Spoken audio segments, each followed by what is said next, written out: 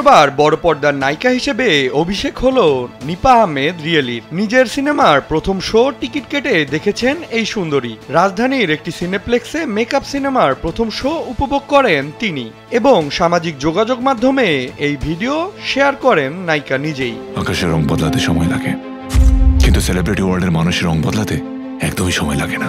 এর আগে কালবেলাকে রিয়েলি বলেছিলেন, নায়িকা হিসেবে না, সিনেমার প্রথম শো আমি দর্শকের সঙ্গে বসে লুকিয়ে দেখতে চাই। তাদের প্রতিক্রিয়া কেমন সেটি নিজের চোখে দেখার ইচ্ছে। এরপর মেকআপ টিমের সঙ্গে ঘুরে ঘুরে সিনেমাটি দেখার ইচ্ছে আছে আমার। তুই বড্ড একা ছিলি, তাই জন্য আমি এলাম।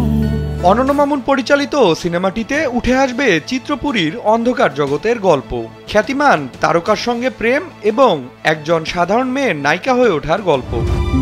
তুমি আমার সাথে শহরে চলো, তোমার অনেক বড় নায়িকা বানাবো। ব্যক্তি জীবনের নানা টানাপোড়েনের গল্পই হচ্ছে মেকআপ। এতে রিয়েলির বিপরীতে অভিনয় করেছেন কিংবদন্তি অভিনেতা তারিক আনাম খান এবং রোশান। ভুল করছো মুন্নি, আমি তোমাকে ভালোবাসি মুন্নি, তুমি কেন বুঝতে পারছো না? তোমাকে ছাড়া আমি বাঁচবো না মুন্নি। 2.5 কোটি টাকা বাজেটের সিনেমাটিতে ঢাকাই ছবির একজন সুপারস্টারের জীবনের ছায়া অবলম্বনে নির্মিত হয়েছে বলে গুঞ্জন রয়েছে। মেকআপ সিনেমায় চ্যালেঞ্জ নিয়ে রিয়েলি বলেন, পুরোটাই চ্যালেঞ্জ ছিল আমার জন্য, কারণ একজন জনপ্রিয় নায়িকার চরিত্র আমাকে তুলে ধরতে হবে। আমি তো নতুন, তাই আমাকে অনেক স্টাডি করতে হয়েছে। চেয়েছি সুন্দর করে নিজের চরিত্র বিশ্বাসযোগ্য করে তুলতে। কতটা পেরেছি দর্শক বিচার করবেন। মেকআপের আড়ালে নতুন এক গল্প শুরু হবে।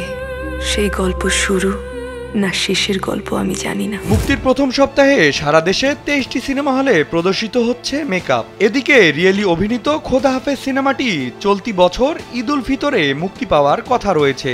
আর এই অভিনেত্রীর বিগ বাজেটের ওয়েব সিরিজ নেটওয়ার্কও শিগগিরই দর্শক দেখতে পাবেন। খেলা তো জমে উঠেছে।